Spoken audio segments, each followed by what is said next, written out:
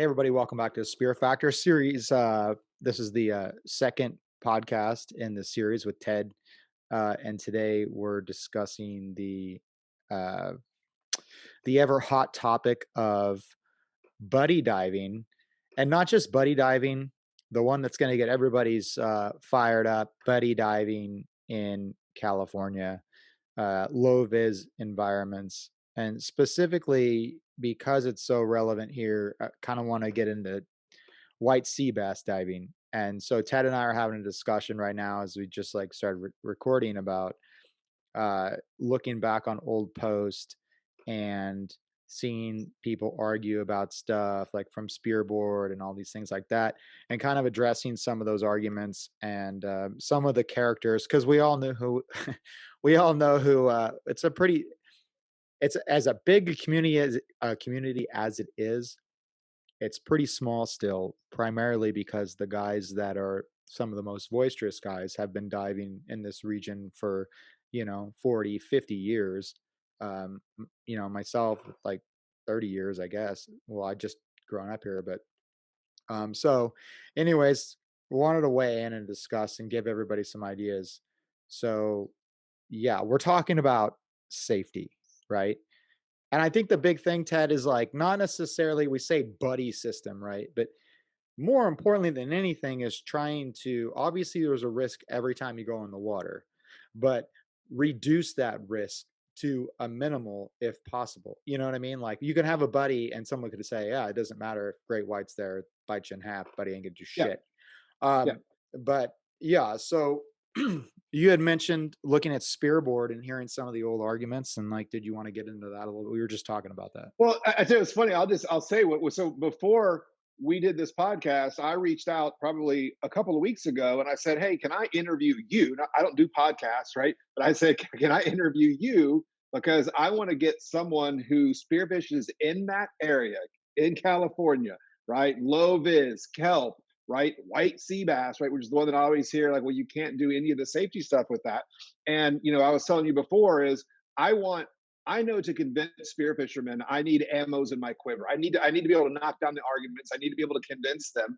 And I know that that area, without a doubt, is the most difficult one. It's a difficult area to dive safely. I mean, like, look, I mean, when I talk about be watching your buddy and all that stuff, people from California, people up in the Northeast are like, well, yeah, if you live in fantasy land where you can see things when you dive, maybe that would work. But where we live, we have 15 foot of visibility. Therefore, all of this stuff that you're talking about, you don't do. You just dive by yourself and know your limits and suck it up and just do it.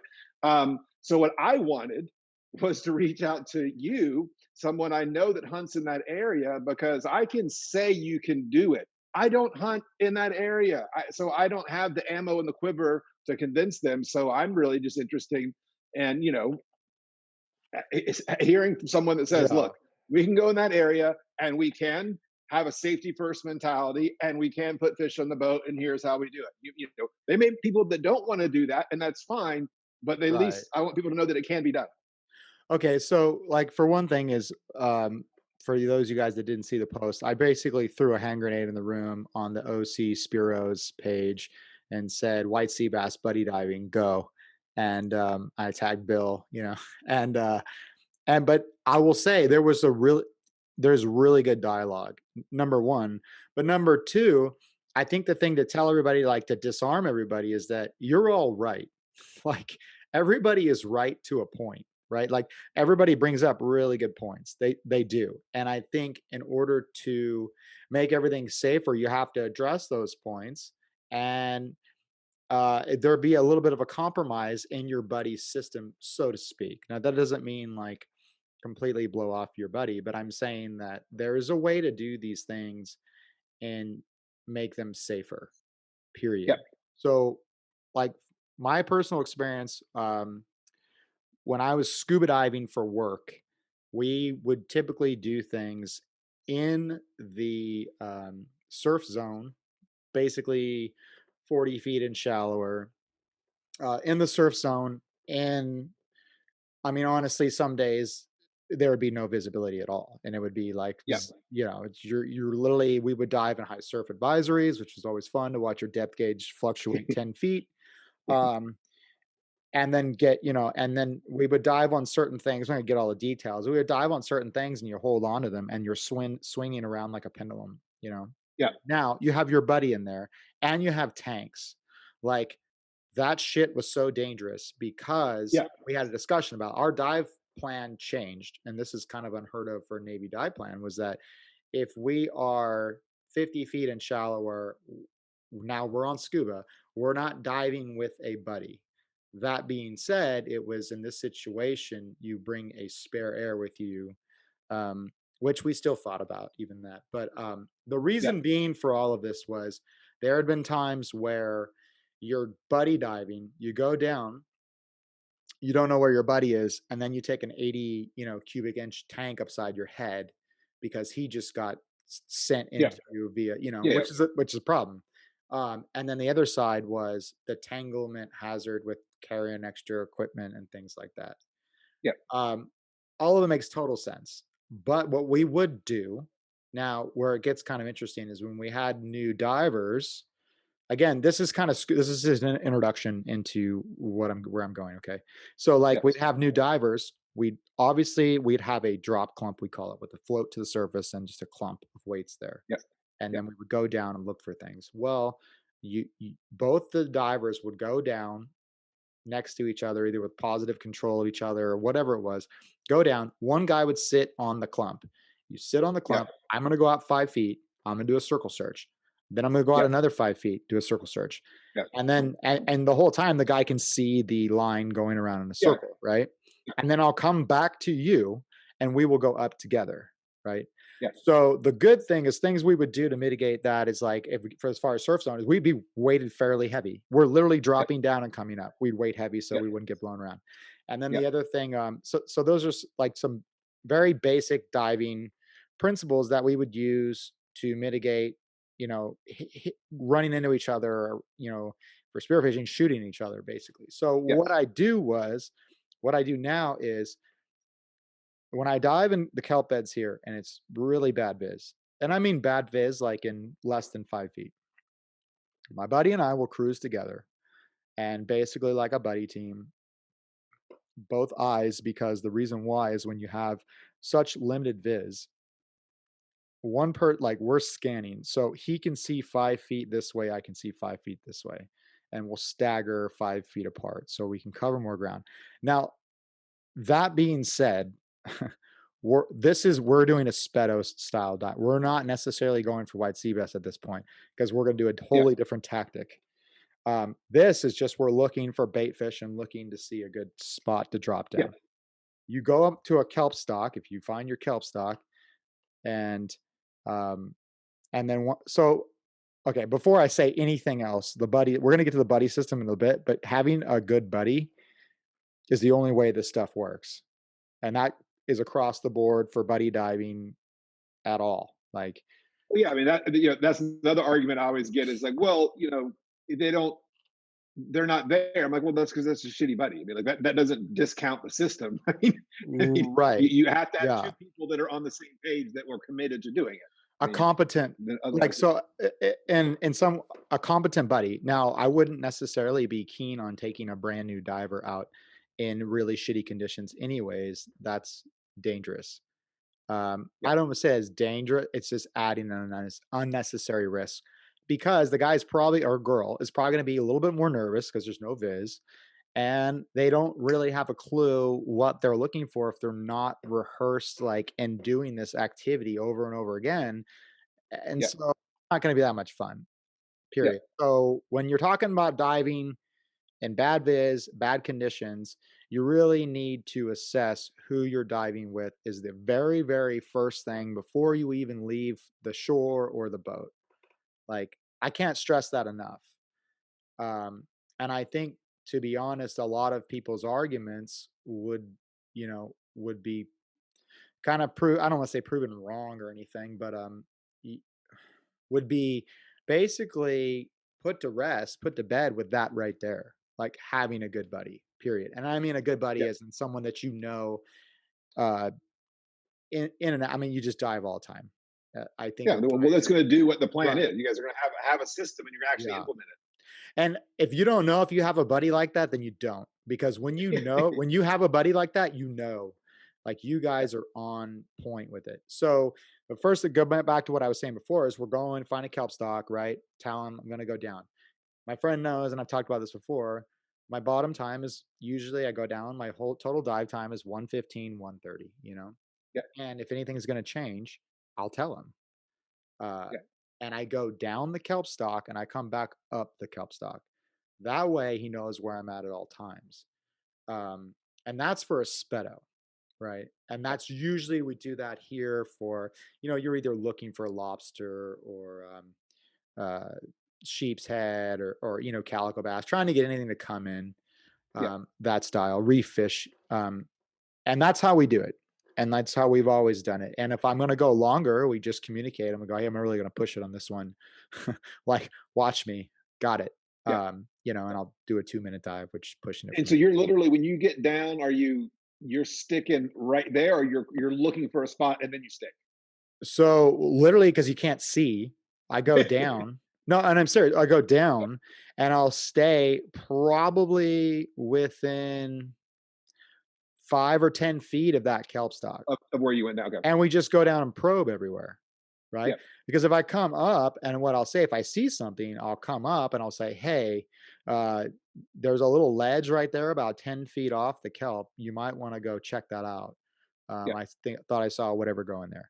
So the yeah. the bottom line is if your buddy doesn't come up, you have a like that drop clump, you have a reference point to look Point for to, your friend. yeah, yeah, Right. And all of this stuff does require communication, but as you get better and better, um, the majority of the communication is just signals and signals. yeah, Like, and I know from, working with a lot of military guys over the years and having my experiences, like when you have a buddy, so yeah, it is quiet and efficient and it works, right? yeah, But you got to be on the same page. And that requires a lot of communication before the dive, in the boat, after the dive, and then reps, right? We call it like, uh, we rehearse, rehearse, rehearse, rehearse. And in this situation, rehearsing is going and diving. yeah.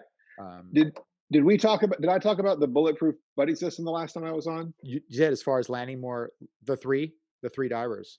Well, yeah. Well, the fact you just like one person dives, and the second person is the buddy, and there's no talking necessary like that person like person Right. one makes a drop. That person knows he has no say in what's going on other than to be there at the surface. Once that person surfaces, now the other person becomes the leader. The other person becomes the follower, and they do whatever they're going to do. But what I liked about it is when I started, there was always yelling at it. I was always yelling at my buddy because I thought they were supposed to be watching me, and like they're supposed to be, you're watching me, and I was hollering. And like you said, is once you implement it, there's no talking necessary. There's no discussion. You just go up and down and follow each other, and it just like it works perfectly. Yeah. So what we would do is, I've done it two ways. One, when I go, like if I go somewhere and I'm diving with someone, like I've never dove with before, I'd look at it as I'm their guest, right? Like Yeah, yeah, he's leading me and showing me around. He dictates everything that I do. If yeah. he does a dive on on a spot, he comes up, you want to check this spot? Sure, and I'll dive. But they're leading the way. It makes sense because they know what they're doing. It's Like their I area. They know it don't have better a than you. clue. Yeah. So, but when I go out, let's say off Sunset Cliffs here, in the kelp beds with a friend of mine, what we do is that just I'll dive a spot, come up, then I know it's his turn. He's up. He leads me wherever he wants to go. Yeah, And if I have information or something, I notice something, I'll tell him. But like we usually just go, we'll just take places one after another. But you got to be willing to accept, which I guess is hard because some people just like to dive alone because it's that, your own thing. Um, now you've passed the torch. Now it's his turn. It's his yeah, turn to dictate where we go. And then you yeah, drop, and then, and then there's always discussions and stuff as far as, hey, we should try that South Kelp or whatever. Okay, cool. But he's still up, you know? yeah, yeah, Yeah, so we do that. Uh, that's a big thing just for diving like a speedo where we're sitting on the bottom. Um, and in areas where we're doing blind drops, like I've done blind drops in like 60 feet of water on some wreckage. Usually for that, I will put even a drop clump down just as a reference point, because if I can't You have a see the reference point. yeah, if Yep. I can't see the but just like I'm sure in Florida, you do the same thing. Like if I can't see the bottom, I don't really know where the hell I'm dropping, and I don't want to hit like 60 feet and have to go scout out to find this the wreckage. So I'll either try to drop my anchor right on it, um, Yep. right just off of it. I'll say, I'm sorry, just off of it, and then we'll just use that as an up and down. So Yep. those are things we do. Really, the kelp's nice because it's literally your drop clumps. So you just dive right down there, and you have a good reference point. And then you Yep. can also search off those things for worst case scenario. Now, um, so basically we covered buddy diving, right? Like Yep. buddy diving, yeah, you know if you have that guy. And then like for me, it was funny. My wife was teasing me. My buddy moved, and she's like, "Oh my god, it's like you have a divorce. You're just so upset." Like I was like, "Yeah," because like you don't understand. Like this dude, when we dive together, we are both like on the same page. Yep. Um, and that's fun diving with your buddy. You're having a Yeah. good time. But now if I get with a newer person though, you really have to throttle everything back. And I don't mean new as in even inexperienced. I mean just new. There's all this dialogue that needs to take place before you go so that we understand, hey, what's your usual bottom time? How do you like to hunt? Where do you want to hunt? What's your max? Like when should I come down and go get your dead body or something? You know what I mean? Like, yeah. So there's that stuff. So there's just a lot of dialogue that needs to take place. And now we're moving on into the white sea bass territory. So everybody's hackles just went up, Yeah. right?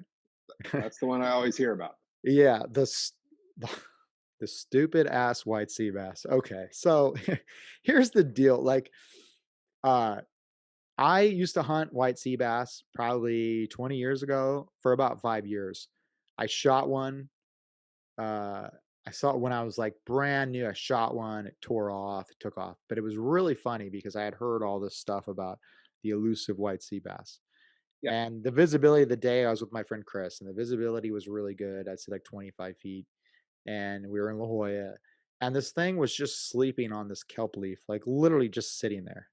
And we were like pointing at it. I didn't even see it at first. Like I was pretty new diving for sea bass. Yeah. And he's pointing to me, "Hey, you see that?" I'm like, "No, what are you talking about?" "Do you see it?" "I don't see it. I don't see anything." And it's like right in front of my face. Finally, I'm like, "Oh yeah, there it is right there." So what do? You swim up to it. I mean, literally like 5 feet from the thing, shoot the thing. And I had one of those old JBLs, and white sea bass, if you ever shot them, like their skin is like armor. And the thing was bigger than I thought it was too. And the little 3 band.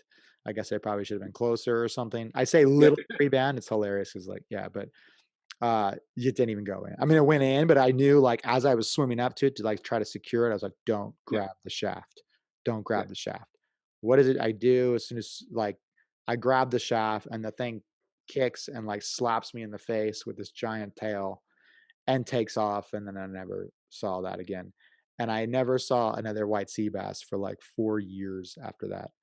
And I'm Christ. not even making this shit up. And I was like, I'm super stubborn anyways. So I just kept diving. And then I was like, I'm just diving anyways. I spend my time diving. So if stupid white sea bass shows up again, I'll shoot another one. Yeah. Um, and it was just funny. I'd call my friend and I'm like, hey, I need help, dude. I haven't seen one. Well, what I realized was that I was going really infrequently during that time of year. Number one. So like time in the water is huge to find these fish.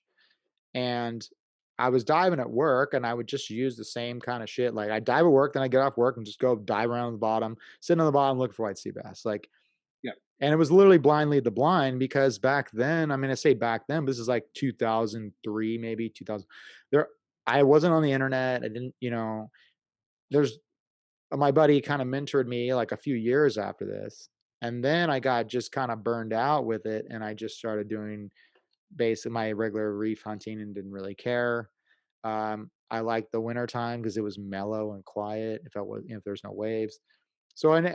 I never hunted sea bass for 5 years. After that, then another 5 years, I was deployed I left, what was it? March? No, no, no. I left right after in February ish. I was gone like for 5 years. I was gone for 6 months, 3 months, 4 months, whatever it was. Yeah. Uh, so I never like scouted out white sea bass for like 5 years after that. And Yeah. then it was really funny. And then there's a reason why I'm getting all into this, but and then I missed like my daughter 4 of her birthdays and all this shit because she's in April. But so I came home and I finally started paying attention to social media and I see everybody with like this there's like this stigma where if you're not a real diver if you don't hunt white sea bass or all of that. So I was like, well, then I chased tuna around for years, until a few years ago. And I was like, I probably should actually make an effort at hunting this white sea bass thing and just put one under my belt. And the funny thing is that, I didn't really give a shit about I just dove. Like I didn't know anything about social media or anything. You just dive. I just love it. Right. I didn't swim around in the ocean for 10 years, not seeing shit because I wanted to go really care about what people thought, I guess. And so Yeah. I thought, well, I got all this knowledge. I've been diving for 15 years now. Maybe I'll give this white sea bass shit a go. There's nothing like going and jumping in the blue ocean and shooting, a tuna or whatever. And then I kind of thought, you know what, I'm gonna do it this year. And I had a good friend, my friend John, like motivated me last year. I was like, all right, let's do it. So we started going a couple years ago. And what I realized is taking all my knowledge that I learned over the years and reading and just diving in general and having a much more calmer, less hungry approach, I guess, to scouting out fish. I swear fish Yeah. can sense that predator vibe you give off. I swear it's true. And then so That's, that's why you get. That's why you bring a camera down, and it's different. yeah, yeah. Oh, it's true. It makes total sense. And sure as shit, like within a couple weeks, it was like saw 4 white sea bass, blue shots on them and all of that stuff. Um, but it was so funny to me because I laughed. I thought this is not hard. Like, hold on. Like this thing swims right up to you. It's pretty close. Having said that, um, yeah, I missed every time because I was completely spazzing out. I'm like 15 years I've been waiting for this, you Yeah. know. Yeah. And anyways, it was kind of surreal. I just stared at it first. It's probably about a 60 pounder. And I just stared at him as he cruised in from the Murk. I thought it was a seal at first. It was so big. And then, but all these fish that I encountered, I've never claimed to be anybody but myself. And like, it's funny to me, this white sea bass curse that, I'm probably going to cry and weep when I land one. I've shot 2 of them actually and never landed one because Yeah. I never gave a shit for like 15 years. And now it's like, I guess, I like the challenge and now the challenge is really important. But having taken all those years of diving safely, Yeah. um, how do I apply that to white sea bass now? Right. Because it's just totally different diving. So the argument was like white sea bass get spooked really, really easy. That's when I always hear. Right. You can have a buddy. Your buddy will spook Yeah. them. And again, um, from my friend that mentored me, he's like, yeah, some days you can swim with them. And some days they just fish, like some days you won't see any of them. Some days it'll be spooked. Some days they swim with you. It all depends on the water temp, the viz, all this stuff. Yeah. And going probably like 30 times last year or whatever, I realized, number one with white sea bass, when they're there, they're there. When they're not, they're not. Like seriously, period. Yeah. Now you got to find them because they might be there. This might be in another kelp bed. So, but as far as buddy diving with them, what I've found with white sea bass is number one, there's a difference between being quiet and spooking a fish. And what I found was really with white sea bass, you're basically like snorkeling. Every fish that I saw last year and the year before, whatever it was about within 10 feet from the surface, probably more like 5 feet. Some of them are right at this. So when you're hunting them, you're pretty much snorkeling. Like, and again, I always say it depends on where the thermocline is because those fish usually like to hide or hang out right above the thermocline, right around there. So if you have visibility, let's say it's 10 feet and the thermocline's at 5, which I've Then yeah. seen that, Then you're. yeah, you're not diving much that day unless it's to Yeah. recover one. Yeah. So yes, you can do that where you're with your buddy or you're like, hey, I'm snorkeling. So we call it the West Coast style of buddy diving, which is kind of funny because Yeah. This is typically how this goes. From the moment I jump in, the first thing I check is where's the thermocline? Jump in, dive down. Oh, dude, it's freezing at 15 feet. Okay, Yeah. cool. And we've got 10 feet of is. Okay, knowing that now I'm probably gonna have to dive down to 5 feet or a little bit low, just real slow and hang out. And so I'll tell my buddy, I'm like, hey, you know, I'm not gonna be doing much diving today or whatever it is, and I'll just gonna go for a swim, basically. And we stay away from each other for and that reduces hold on one second, sorry. We stay away from each other, that reduces the risk of shooting each other, which everybody Yep. always says in an argument, right? But we're spy hopping just like dolphins would do, where we're probably 30 yards from each other, 20 yards from each other, because Yep. we're not diving. Like we're not diving. Now, if I go and I don't see anything, and maybe I want to try the technique of silhouetting them from the surface, I'll tell my buddy, and I'll look over at him and I'll be like, hey, come over here, spot me real quick. And then we'll do like a And full they on know what spotting you're doing. They session. know that you're going to make Yeah. a drop, be looking up. I'll tell him, I go, hey, I'm going to try to drop down, just watch me and Yeah. see if I can silhouette himself. Or the other thing is if you do shoot one, right, and they run, then you go, hey, you call your buddy over to help you retrieve it. Like those are the things that we do to mitigate the risk. Um, Yeah. Now, because it's white sea bass, I don't really. I want them to know that I'm there, but I do not want to spook them. And the reason why I Yeah. want them to know I'm there because, like I said, everyone always kind of comes in, does the circle, and looks at you and leave. It's a predator, comes in, looks at you and leave. Yeah. Don't Yeah. spook it, but you want to know that you're there. Yeah. And Totally. so, literally, just very casually snorkel through, and I cover a lot of ground. But there's this communication needs to happen with everybody where we all know we're on the same page based on the conditions for that day. Now, if the thermocline is at 30 feet and we've got 5 feet of is, well, now we do it where we dive down the kelp. I kind of stop at about 30 feet, hold on to the kelp, sit there and float and look around with your buddy 5 feet behind you. Everybody always stays behind you in your back pocket, depending on whoever is we call it flying or riding, right? Yeah. Like the guy in front is driving or Driving. Yeah. Yeah. yeah. So and the guy behind, he's not shooting anything. Like this has to be understood because Yeah. You have to be you're gonna committed. shoot somebody, but that goes back to that whole thing with a buddy, like knowing a buddy. You ever see what's behind that person before you or behind the fish when you pull the trigger? Like, a rock, a person, whoever. Yeah. So that you have to have this discipline among yourself. Um, and I think, a lot of it is people's drive to um, be noticed, be somebody, maybe not even that, just the fact to fit into this little clique of spear Yeah. fishermen, knowing that you've got all Yeah. this stuff. So there's that drive of like, I gotta, and some of the times you gotta just turn that shit off. It doesn't matter because that's the stuff that will get you killed. Yeah. Um, yeah. So basically when their viz is poor, we go back to more up and down, going down the kelp stock. That's what we do. Or if I gotta dive down, I'll use which we did this weekend or 2 weeks ago. We used right here the white Yeah. weight Yeah. I saw belts. that post you made about that. Yeah. Yep. Yeah. The production was really good, but so literally sitting in my garage doing it. And I was like, I probably should share this with somebody. So what I do is I just take Flex Seal, yeah, and I dip my weights in the white because what I noticed when John and I were diving, he had a white snorkel, and I was like, well, that's okay, whatever. It's kind of funny looking white snorkel. And he Yeah. had white weights on, and he was down or like literally outside of my viz, but I could see those things glowing.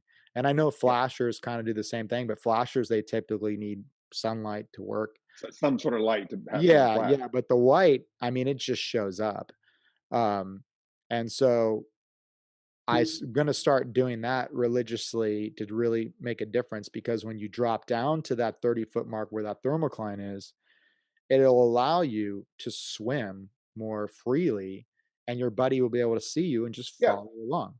you Well, I know? mean, being, being visible, anything you do to increase that visibility is going to make that buddy system work better, right? I mean, because if you can Right. actually, see, and so again, it's not going to make it so that you're like Florida with 8 foot of viz, but if you can just add 5 or 10 foot of like where I can be deep and still be Exactly. seen, then it's worth it. And I made a comment on that post, and I had heard this from Garo about he puts the white tape on the underneath the fin pocket and on the heel of the fin pocket, so he gets like both sides of it. And so the same kind of Yes. thing, just another thing to see. So what I did last night actually was I took some of the Flex Seal, the white Flex Seal, and I poured it on my heel of my Yeah. fin for extra like protection when you're walking or like Well, whatever because yeah, I had a cut in it. So that works yeah, too. But then also you can see it. So I've yeah, got that, and my buddy said a white snorkel or white tape.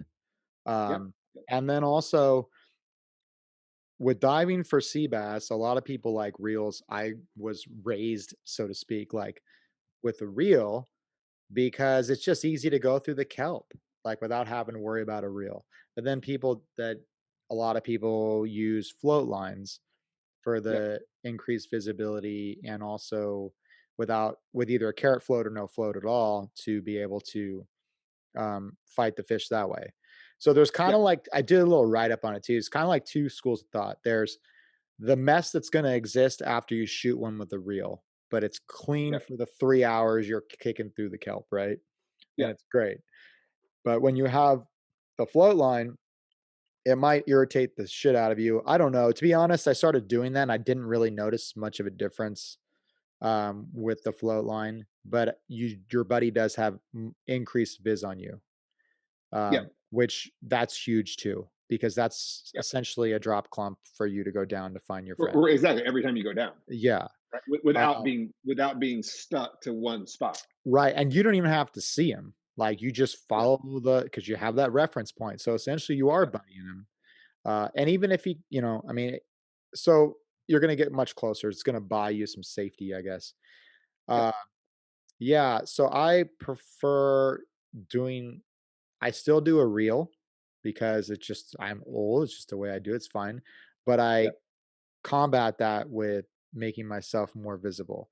And yeah, this goes back to what I said about the white sea bass as far as, um, like, I don't necessarily wanna spook them. You don't wanna spook them, but I don't necessarily want them to know that I'm not there. I want them to know yeah, I yeah. You don't know that you're there. yeah, because I want them to come. Now, having said all of this, someone's gonna say, "This dude doesn't know what the fuck he's talking about because he hasn't even landed one yet." You know what? You're exactly right. You're exactly right. But I'll tell you this, I probably spent more hours in the ocean than, the majority of the humans on this planet. Let me rephrase that. The majority of the humans in Southern California, I'll say that. I'm not gonna be an asshole because that's not true. Um, but I've spent a lot of time in the ocean, and I've also spent a lot of time with some very credible people and a lot of hours talking to them, a lot of hours diving with them, and I've been there with them and experienced it. So, I mean, I think I'm an authority on it? I don't know. I feel like as soon as you start thinking like that, you stop learning, you know? Yeah, But I know what I know, and I can tell you from my own personal experience what I realize works. Now, me screwing up shots, that's my problem. Going to the pool and realizing, oh, my gun was shooting wrong the entire time. I had no chance. yeah, yeah, Um, but it was just funny because when John and I really were having this little contest this year of going back and forth, he was up in LA and he was diving Leo Carrillo and all these places, and he'd come down here and dive with me too. He'd be like, "Dude, I saw him today. I saw him. I saw him. I saw him." We both started laughing because we were seeing them every time we were going out. The yeah, problem was, like, it was either a bad shot or they came in and, like, my eye was trying to figure out if it was, like, a white sea bass or a Bigfoot or something, like, the thing just comes in, and I was like, "Oh," and then he just took off, you know? And so yeah, that happens, but the point was that we were seeing him, and then we were also doing the buddy system and spotting each yeah, other. yeah. I mean, so you are seeing proof that it can be done that way. Yeah, it can be done, and I can't even argue, like, are you gonna get more fish? I don't know. I don't think so. I've seen more sea bass it could be just experience in the last few years than I have for that first 10 years or whatever I was diving. Yeah. But yeah, it's just you got to have a competent buddy is the take home message, I think, and a lot of dialogue before in order to build that trust among your your buddy. Yeah. That's pretty much what I got about that sea bass stuff. I Well, mean, I'm gonna at some point, when this gets published online, I'm gonna probably somehow get this like in a get like just this portion of the podcast and snip it, and then like go post that on like 10,000 internet yeah, comments over the past 20 I'm years. And just people, yeah, but waiting for but it won't waiting work for in the California. I'm just waiting for the death threats and everything else to be like, yeah, you don't know what you're talking about. Sure, whatever, dude. I don't. Again, I don't care. The bottom line is, and this may sound really kind of harsh, but you're the one who's got to pay the piper. So I mean, that's the truth, and it's fine. Do whatever you want. I'm just trying to help someone that may not that wants the help. Basically, keep Well, doing I what mean, you're gonna do. I say the same thing. I'm not the freediving police. You can dive however you want. I just want to, a lot of people don't have access to all of the information. And what I know from Right. experience, a lot of people, when they get access to the information and stuff that I have, they're like, huh, maybe I shouldn't Yeah. do that. And right. And then they change their mind. Right. If they look at that information and go, well, I'm going to keep diving by themselves. Okay, fine. I tried, and you can make Yeah. your own decisions. But what I definitely see happening for sure is more and more spear fishermen are taking an approach of safety first spearfishing. And Right. it's so cool to see, because when I started 10 years ago, that was not happening. They were not, I mean, the freediving instructors were going, you got to watch it, and the spearfishermen were like, okay, just show me how to hold my breath and dive really deep. And then they leave the class and they didn't do anything that the guy said. 100%. But now it's getting better. It's getting better and better. I mean, I work with this guy in Hawaii, Brian, Uncle Brian. I'm sorry, I messed up his YouTube name. They call Uncle Learn How Uncle to. Learn You How. Brian Uncle, yeah, yeah, Brian Fern. I've been working Yeah. with him. He's a He's super cool guy. amazing. He did this 17-minute spiel with him and his buddy talking about Alan. buddy. I mean, all, like, and they just, they won't, sometimes the guy sucks and he shoots no fish that day, but I'm killing it. So then we split the fish, and then he doesn't go home hungry. We share the fish, and we have all that stuff. And, Right. and then, the thing of when I take new people out, I explain the rules. And then if I come up to surface and you're not there, I'm never, ever, ever, ever going to dive with you. If we agreed to be buddies, and then I come up and you're not there because you want to go shoot a fish, I will never, ever, ever, ever dive with you. When I hear spear fishermen Yeah. doing stuff like that, I get so excited about it, because it can't be just us, the freediving instructors, saying that. Because, one of the arguments I used to get is I'd be at like the Blue Wildcat, we're 100 spear fishermen. I'm like, doing you gotta take a class, you gotta take a class. So yeah, well, yeah, Ted, you sell freediving classes. Of course, you're going to tell us you have to take a Right. class. That's what you guys all do, right? You tell us you have to take a class. And so, I mean, yes, there's reasons that you should do that. But when the community, and I hear more and more stories about that, community is regulating themselves. That's infinitely more powerful than the handful of free, because there's only so many of us. There's not even a lot Right. of us that are running around trying to talk about safety. When I hear stuff like that, I get really, really excited. So I told him to send me his address, and I'm going to send a thank you present to him and the guy for doing that, Yeah, because I get Al. really Yeah. excited. Al and Brian. Those guys are Yeah, great. I yeah, actually met Al at in Kapa'a, I think it was, or maybe Luhu.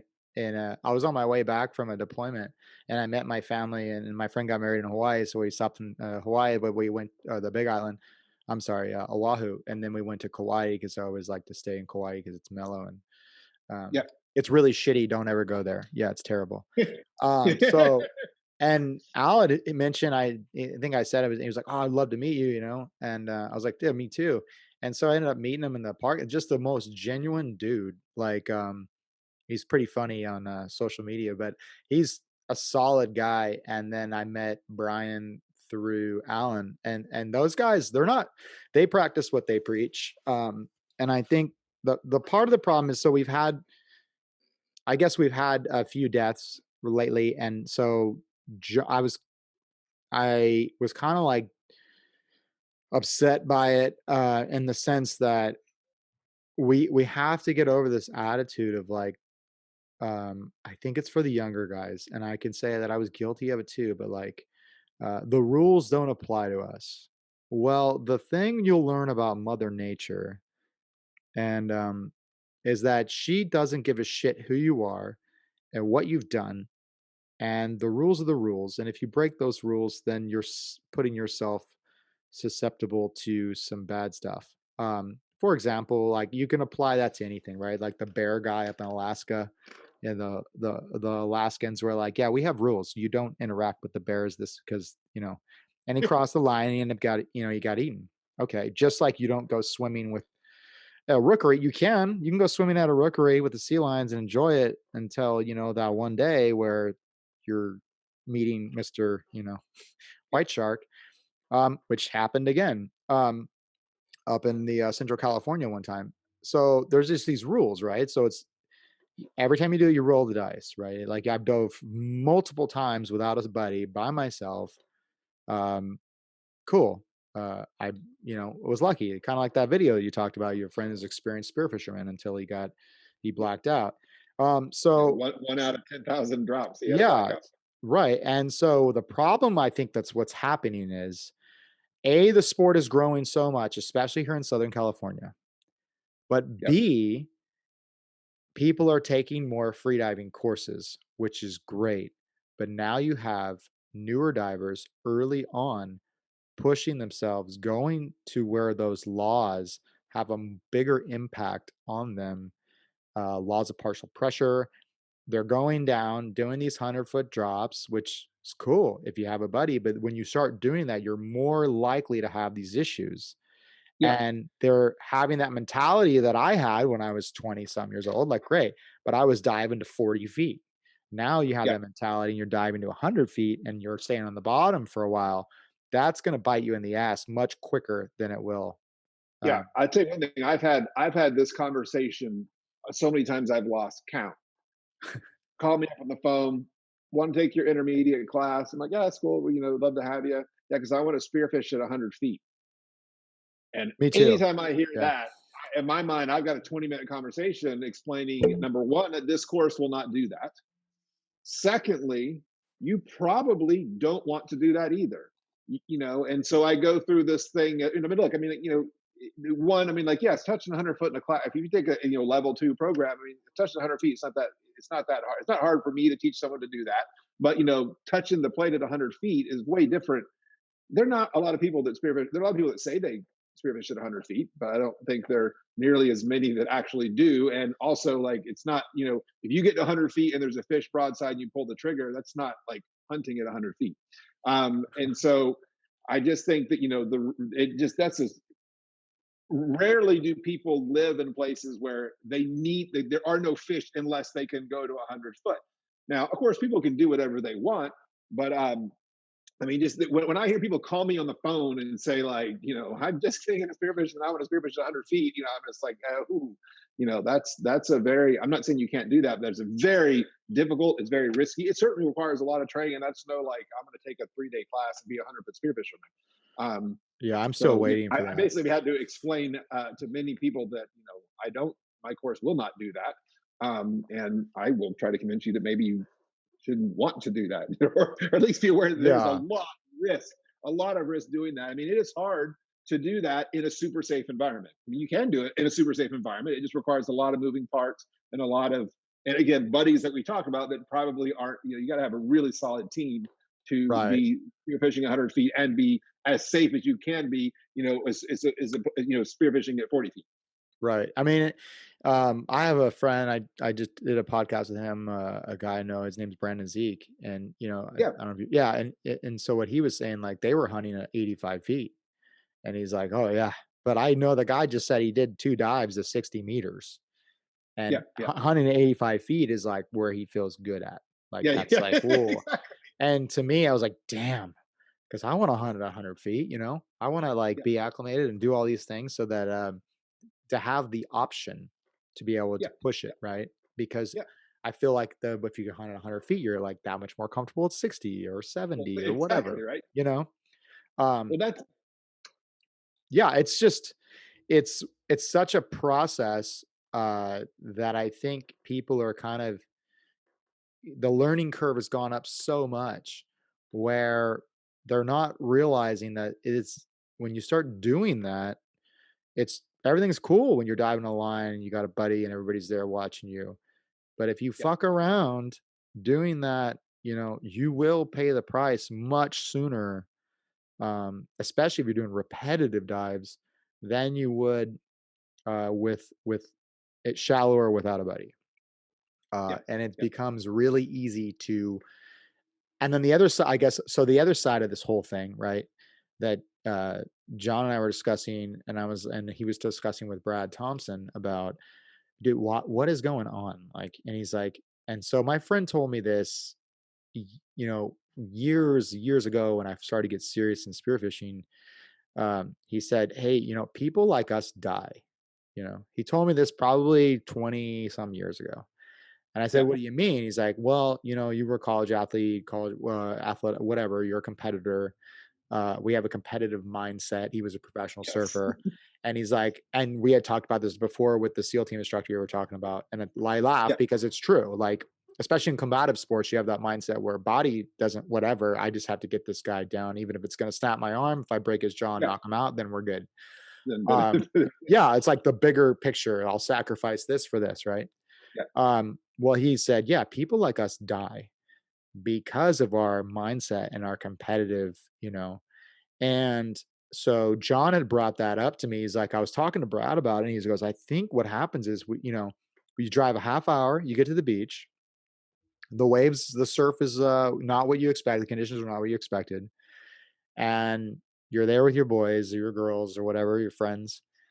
Do you want to be the guy to be like, I don't feel comfortable? Yeah. Yeah. Exactly. Right. Uh, yeah. I mean, I don't know. Nowadays, I feel comfortable just about anything. It's more about, am I going to enjoy this? Right. Yeah. I'm not going to enjoy, I got paid to swim around in shit, literally half the time.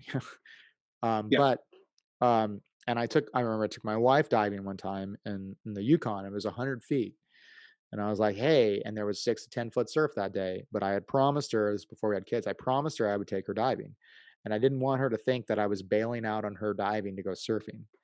Um, Yeah. Yeah. but I was Yeah. like, look, I mean, you can go, we'll go, but it's just not, and I remember we were like 30 feet going down the anchor chain one by one, and I'm seeing the bubbles coming. I look down, it's just pitch green, black, whatever. And I see the bubbles coming out of a regulator more and more and more. And I'm like, hey, look at my eyes. Yeah. And then she looks at me and she's like, "Yeah, no, we're going up." And we I was came up and I was cool with it. And she was like, "Are you mad at me?" I'm like, "No, why?" She's like, "Well, we can." I'm like, "I get paid to dive in this shit. This isn't fun for me." Like, you know what I mean? Like, it's not fun for me. So I kind of have that mindset now with a lot of stuff. Like, if I'm not having fun, then why am I doing it? If I go to the beach and it's like, big surf and all of that, because I wrote something about this. I was like, I'm just surprised at the number of younger guys or newer guys and girls that were saying, "Hey, does anybody want to go diving tomorrow?" And I'm like, it's Yeah. 8 to 10 foot surf. Like, Yeah. it's not like Hawaii 8 to 10 foot surf where it's an island. There's still places to get good viz and be Yeah. free. Yeah, it's shit right now. You're gonna go Yeah. diving, so Yeah. like, that's just crazy to me because I mean, there was a time when I did the same thing and I got stuffed into a cave or Yeah. a ledge and stuffed under a ledge because the current, and I remember that same day with my wife, it was like that. I ended up diving in the kelp while she sat on the boat going down the anchor chain to get something. And yeah, just getting thrown around everywhere. It's not worth it. For a lobster or anything, I mean, just wait a couple of days. Uh, So I think that's the thing that people need to really kind of keep in mind, is just be cognizant of what's the best thing that like, are you gonna have fun? Like, that's another thing. And you know what? If you get there and it's shit, uh, damn, we can't dive for another 2 weeks because I got this going on and this going on. Like, that's just the way it is sometimes. Like, I remember I was in the Keys and we canceled this trip because it was too rough. And most people, were like, all right, we get it. And there are these two military guys, and they're on leave, and they were really upset we were canceling. And we're like, look, yeah, we're like, absolutely, we're not going out there. We're not going out there. It's ridiculous. And they kept going on and on. They wanted to go. And so finally I said, all right, look, here's the deal. It's awful out there. So we already canceled all the customers. And I'm sitting here talking to you guys. So I, it's going to be awful. But if you want to come out here, I'm going to take you out, but you're going to sign this piece of paper that says it is terrible out there. The conditions are terrible. You will not see anything. There are no refunds. I told you this was a horrible idea. Sign that piece of paper. Captain says, and they sign a piece of paper. All right, take them out. Right, Yeah. do their dive. We throw them off the boat. They do their dive, and they come back. I'm like, how's the dive? Awesome. Want to do the next one? Hell no. And back to the boat. Yeah. Right. Yeah. Sometimes it's just it's just not. There's no sense in it. Well, and it's interesting too. I feel like I was forced to do it for so long, if not forced, but I mean, so my ability to dive in crappy conditions is very high, and I feel very comfortable doing it. Yeah. Um, However, sometimes it's not very productive, like as far as fishing wise, diving wise. Yeah. But I feel comfortable doing it, because it goes. But I don't necessarily want to do it. Um, but it did make me a better all around waterman, for lack of a better terms, putting yourself in those situations uh smartly. Though we had buddies, we had boats, we were live boating the whole time, like all this stuff. Yeah. um and if you're not used to that kind of situation, probably don't throw yourself in 8 to 10 foot surf. I mean, I've rescued so many guys surfing wise, younger guys, when their leash snaps and they look at that, they got that fear of God in their eyes, and it's like, just because your board's gone, now you're like gonna Yeah. drown.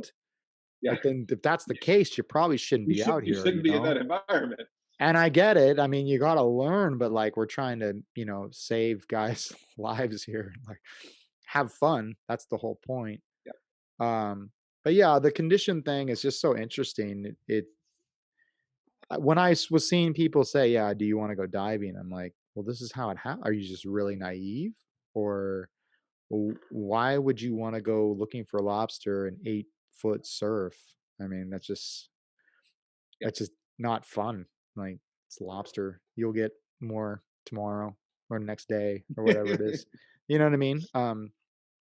So yeah, it's kind of how I felt about that with the deaths, and yeah, it's just the when guys are so there's that argument about the freediving courses. I've heard people say, well, you're teaching people how to die, or you'll die, or you're by teaching people how to free dive, you're giving them like a license to kill or something, or a license to die. I've heard people say that. Yeah. And I kind of go back to like with the military mindset of know your enemy. Like, yeah, shallow water blackout is your enemy. So you got to know how to prevent it. Um, Yes, and you got to put procedures in place right. that will catch it. Right? I mean, like, there's no because there's always that point in the class when I get really into the blackout stuff, and I'm talking about, like, it's very, I show the blackout video that you've already seen with the spear fisherman who blacks Yeah. out 50 feet of service, and I explained he had no idea that anything was wrong, because I mean, the people that were there talked to him, and he said he felt fine. You can see with your own eyeballs, and so I really try to hammer this idea that, especially in the ocean, it's different. When you're holding your breath on the couch, you're going to feel a slow, steady increase of signals of how you feel more and more uncomfortable. And so most people instinctively understand that. They like, oh, when you hold your breath, it just gets worse and worse and worse. And so they assume, which seems to make sense, that the same thing would happen in the ocean. But physics says that doesn't happen. It gets complicated as to why that is. It has to do with the partial pressure dropping and all this sort of stuff. So at the point in the class, they see the spear fisherman blackout. They understand the physiology of why they might feel fine. And then there's always this, like, almost every time they're like, well, what do I how do I not black out? Right. And Right. so, they're like, what? And I'm like, if I had the formula, if I had the three rules, I would print them on postcards and I would sell postcards, and I wouldn't bother with all this stuff. I'd just be like, follow these three rules and you'll be fine. I mean, the safe way to do it is don't hold your breath. That's about the only way to Right. guarantee. Because, I mean, what are you going to say? Well, only limit your dive to a minute, or only come up at your first contraction, or only. I mean, there unfortunately is no, direct answer to that, right? So the only reasonable answer is, I mean, it's crazy. People think I'm crazy thinking about it. I just assume every dive is going to end in a blackout. So have something in place, so if that does happen, you'll be fine. Right? Right. It's no different than, like, you don't see people say, "Well, I've been jumping out of planes for 30 years, and I got so tired of packing that reserve. I mean, every time I got to pack that reserve chute, I just hate doing it. It's such a pain in the ass. I've never had a problem, so I'm just going to quit doing it." No, they don't do that because they That's a don't good want to go that's a good sweat, point. right? Yeah. right? And so it's like the way that you make it right is you put a you have someone there that you trust that will be there, and then if something happens, you're gonna be fine. I mean, compare it to scuba. The penalty for a mistake in freediving is too severe, right? The penalty Right. for a mistake, you make one mistake and you get up on the bottom dead, right? In scuba, you make a mistake and you're like, ow, my shoulder hurts, like, holy crap, like it really hurts, like, and they're putting you on, and you're like, oh my God, I gotta go to the chamber. How much does that cost? What, 30 grand? And you're Yeah. pissed about getting flown to the chamber and you don't have Dan insurance, but like it's all fixable, right? Right. All fixable. Like you make one mistake as a freediver, Well, I think it's too, so the other side of it is like not necessarily you. Some people may be okay with that as going out like that, but what about, and I realized this when I got married and had kids too, like what about your family? Is that super selfish of you to put them in that situation when they're the ones going to have to deal with this? Um, yeah. what a Or waste. here's another way to look at it, right? So I just did an ad for Noob Spiro promoting freediving safety, and I was talking about, Right. do you know how to save your buddy if your buddy has a blackout? Would you know what to do? Would you even be where you needed to be? And right, like the darker side of that ad that I didn't go with, which I may do it from my own personal stuff, is like, so if you're so the way I explain it is imagine the very last dive trip you went on, the very last spearfishing trip that you went on. Imagine your buddy blacked out. Okay, so let's think what would happen. There's two outcomes. Outcome number one, what you're doing what you're supposed to be doing, and everything's fine, and he pays for your bar tab, a big bar tab, and dinner that night, right? Because you know what you're doing, and you save Right. him, and it's fine. It's not a big deal. You get on the boat, and you learn from it, right? Or you're not doing what you're supposed to be doing, sinks to the bottom, dies, and now you have to explain to the family how that went down, Yeah. right? And Yeah. imagine now, some people just don't know. Some people have no idea that can happen. But imagine if you knew that you were supposed to be there watching that person, but you Oh, yeah. weren't there The guilt. for whatever reason.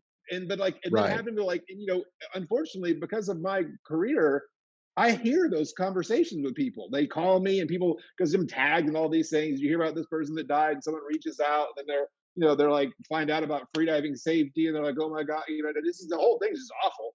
Yeah. But I mean, like, that's another way to think about it is, imagine having to explain that to the family, and then to either know ahead of time or find out afterwards that was like totally preventable by this So one simple that's thing you might not have been willing to do or know you should have done. I believe that's what happened with one of the recent deaths. I don't want to get into it just out of respect, Yeah, but yeah, I think that's what happened where they got the dive profile back from the watch, and it yeah, was, oh man, 5 feet from the surface or whatever, and he yeah, blacked out, and he was just trying to get a couple more dives in because his buddies were all, when you're diving deep, man, it's tiring. It's like it's exhausting. yeah, And so a couple more of those dives, and then that's the one that got him. And I mean, they were doing like over 2 minutes, holds at 100 yeah. feet. That's some Badass serious stuff. divers. Yeah. Yeah, yeah, And so those poor guy, I mean, hey, it sucks for everybody. They got to live with that. Um, but yeah, it's just a shitty situation for everybody. Totally yeah, shitty, and it could have been avoided. Um, yeah, yeah, sometimes, yeah, you know, it's easy for us to Monday morning quarterback stuff, but we're trying to tell you on Friday, do this so that we yeah, don't have to worry about it on Monday. And it's just you don't think it's going to happen to you, just like life. You don't think you're going to step out of the house. This, I guess, this comes with age. I don't think I'm going to step out of the house and never come back. But I do know that people that got in car accidents when they stepped out of the house, they didn't know that was their last time they were coming back. yeah, So every time I leave, I make sure to tell my wife and, okay, I mean, it sounds kind of morbid, but it's true. Like, hey, I love you guys as little as yeah, it is, just so they know, because you never know. I mean, I know with the military stuff, like that stuff comes up a little more often depending on the situation, but you kind of have to live your life like that because it's either you or your friend, somebody's it's gonna affect you at some point in your life. at some point, yeah. Yeah, and Well, that's don't what I mean. You yeah, get people that are in the sport of freediving, and they're going to tell you that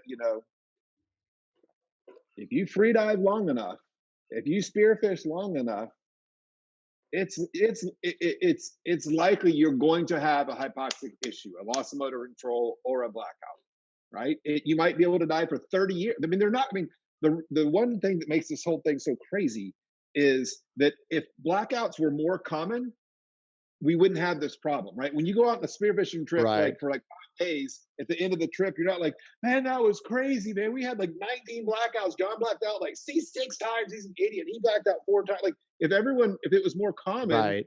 you wouldn't be able to bury your head in the sand. It's very uncommon, but blackouts are not common. But the result is it's a problem. And so we have this situation, and the tricky thing is I always like to bring up the fact that when I started teaching, I would, you know, teach them this is the rule of nines. 90% of the blackouts happen at the surface after a couple of breaths, right? 9% happen the first 15 feet from the surface, and you might know it's coming, so you have to be, you have to be right next to them. And here's how you do a loss motor control. Here's how you do a blackout. You dive in a team. All right, now we're doing physiology. Now we're doing whatever. I mean, I would Right. tell them the rules, and I stupidly thought that because I said so, they would do so. And I didn't know until about 2, maybe 3 years that none of my students were implementing. I don't mean like half of them, none of them were implementing what I taught them. Now, they were diving, they knew how to dive deep, they knew how to do the kick cycles, they knew how to rescue someone from a blackout because I made them do it 50 freaking times. But I started like the first one But I heard, I'm Ted, like, oh, Ted, that goes back to the spear fisherman versus freediving thing. And I know yeah, because I am totally guilty of it, where it's like, yeah, just show me how to get down so I can do this freediving crap to get to the bottom so I yeah. can shoot a fish. Yeah, so now Like, that the way that I do it is it's like okay, I know no one cares, but I'm to be honest, I'm shocked people are not more interested in learning how to not kill themselves. But I know from over 12 years they don't care, so I don't lead with that, right? right. It's the hold your breath longer, dive deeper, shoot bigger fish, then I whack them with the safety stick. But so I was really, I mean, stunned, and I felt like a failure that like none of my students were implementing anything with regards to safety. And I realized that was one, I realized just because I tell them to do something doesn't mean they're going to do it. Right? When I teach instructor candidates, I harp on that over and over again. Like, this is not the military. I can't, just because I say do, I can't make them do. I can make Right. them do while they're in class with me, but not when they leave me.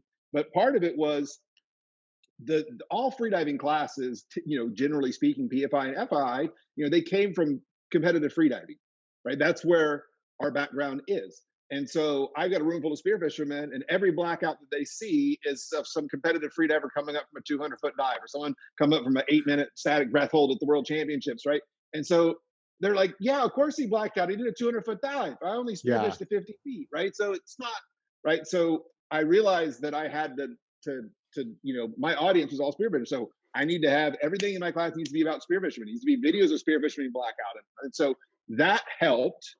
But then I realized that this is something I'm going to be doing in the coming weeks. Is a freediving instructor. It's not our job to teach you to hold your breath for 3 minutes or 5 minutes. It's not our job to teach you to dive to 60 feet or 100 feet. It's not our job to teach you how to rescue someone from a blackout. All of those things are very simple to do. What is really hard to do is to convince that student to implement the procedures that we're teaching, and give them the tools to convince the people they dive with that they should actually do that. Because when they leave that classroom, they're going to be encountered by everyone that does none of those things that instructor said. And it's very easy to like, we'll just fall in line because no one does that. Now it's getting better, definitely getting better. But that's what I realized I wasn't doing at all. I was just telling them the rules. I was not convincing them they should implement. And that's hard. It's really hard.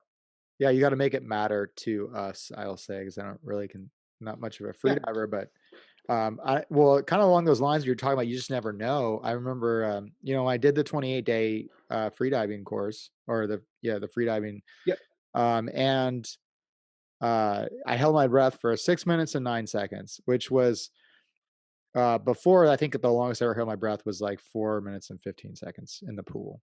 Yeah. And so I was sitting in the bed my bed doing it, and realizing that this is taking forever because when you start to hold your breath longer, it's like 5 minutes popped in recovery, and Yeah. And I couldn't believe it, honestly, when I hit the 6 minute thing. Like I was fucking amped. Yeah, Uh, and then we went diving, right? yeah, So you're holding your, like you said, you're holding your breath for 6 minutes. You're doing a lot of talking to yourself. You're a lot of like, okay, here's the trigger. Okay, we should be at like 3:15. Okay, we're good. Just it's funny. It's almost like it reminds me of the movie The Abyss, where the guy's diving down and he's in that one atmosphere suit and he's breathing the liquid oxygen and the guy's talking yeah. him through it. Talking, yeah, Literally yeah, yeah, what I picture myself every time I dive, like, and, yeah, so I did that. I'm like, "Okay, cool," and then John and I went down to Mexico, or I think I went, yeah, down to Mexico and dove, and, we what I found was, like, my usual dive, like I said, is like a minute 15, a minute 30, and diving with John, my dive was, I would say, one about the same, maybe 10 seconds longer on average. yeah, And what I realized was that sitting on a bed and everything, it's just about being comfortable and everything is slow. There's no risk, there's no nothing. yeah, But when I go down, if I can, and I think that the 10 seconds came from the additional 10 seconds or additional time, because I really wasn't even really pushing myself either, was about those diaphragm stretches that we talked about. there's And then it was one, like, oh shit, I'm at, so and so. I didn't even know it. That's really cool. Um, yeah, and because I'm not a very flexible person. yeah, And then coming up and being like, wait, you're telling me I could hold my breath for 6 minutes, 9 seconds. And I'm only doing like a minute 45 or a minute 30. Like, what the hell? yeah, It doesn't make any sense. So then that mindset of like, okay, if I know I can hold my breath for 6 minutes, it's a matter of just minimizing everything and being comfortable. Well, fuck it. I'm really gonna push myself. I'm gonna try to go to 3 minutes. Like, makes sense. It's half. I should be able to do that. But it's that mindset I feel like where you get this false insecurity based on everything else, but you forget about those other factors that play into it, like depth and previously breathed up and where you're at and are you cold, oh, yeah. where I you're mean, at in your dive. it's All all those, different, yeah, right? every It's time really, you, yeah, every day I dive, it's like a slightly different feeling from the next. And then some days you yeah, have those days where you just feel amazing.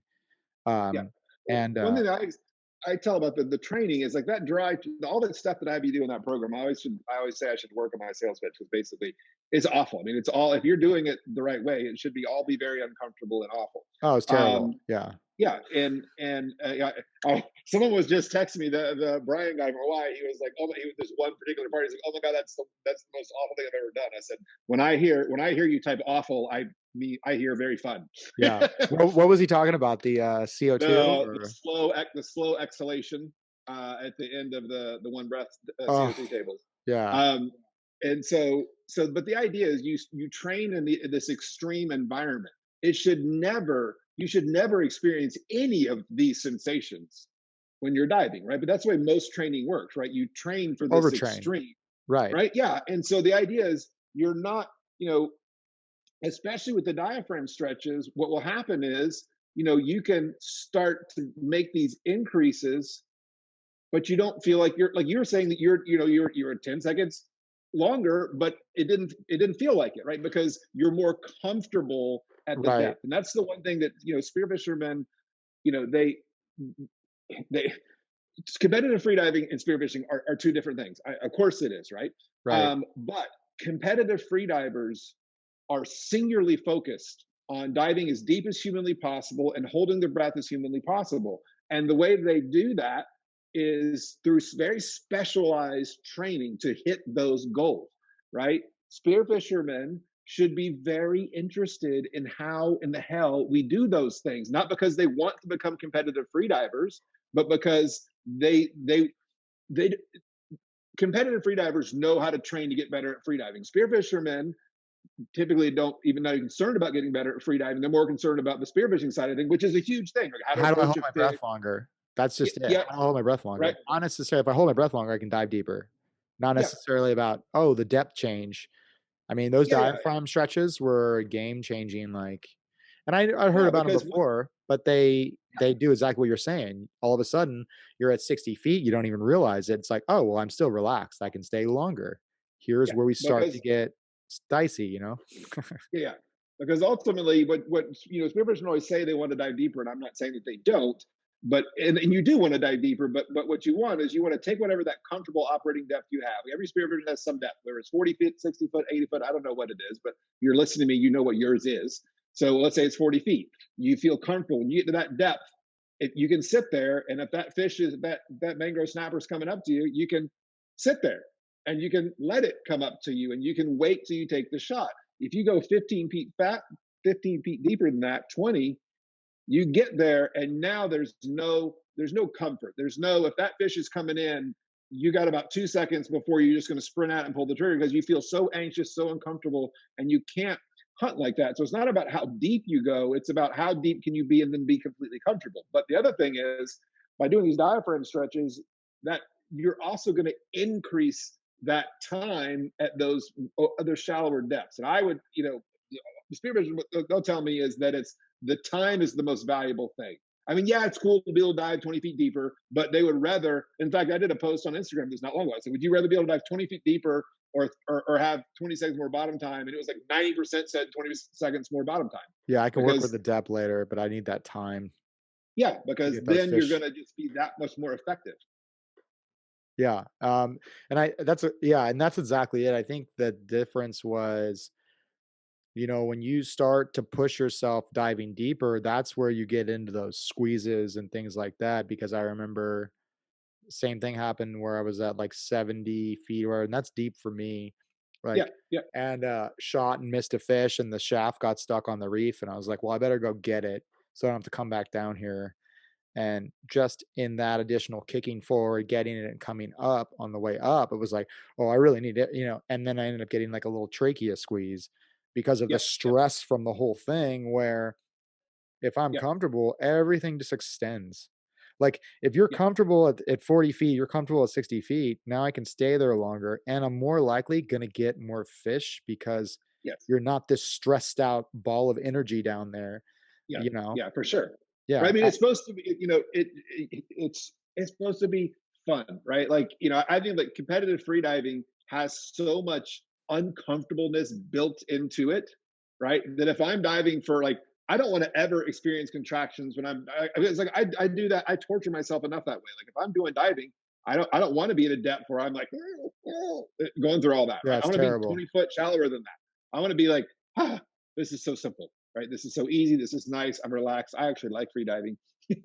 No, that's what it is. When I'm like that, I can tell you, like, it's exhausting because 'cause I'm stressed, and it makes your Yeah, breathe up much higher, uh, or much harder, and then yeah, if you know you're gonna be pushing yourself, the one thing that really helps with all of that is going back to what we talked about, is having a competent buddy to watch you, because the yeah, worst thing that gonna happen, if your buddy's there and he's on it, you're gonna black out and he'll get you. And, yeah, like, knowing that is such a peace of mind because 'cause I've done it where I've been breathing up, knowing I'm gonna drop pretty deep on a shelf, and with the thing with the shelves is you never know because 'cause I've done this where you end up going down one spot and you chase a fish down the shelf a little bit, and the next thing you know, you're not exactly where you thought you were, and on the way up, you're like, "Holy shit, how deep was I?" And then yeah, your buddy's kicking off somewhere else, and you come up, and that infuriates me because yeah, I'm not gonna miss out on I just asked you to spot me, dude. Like, I don't give a yeah. shit if what came by.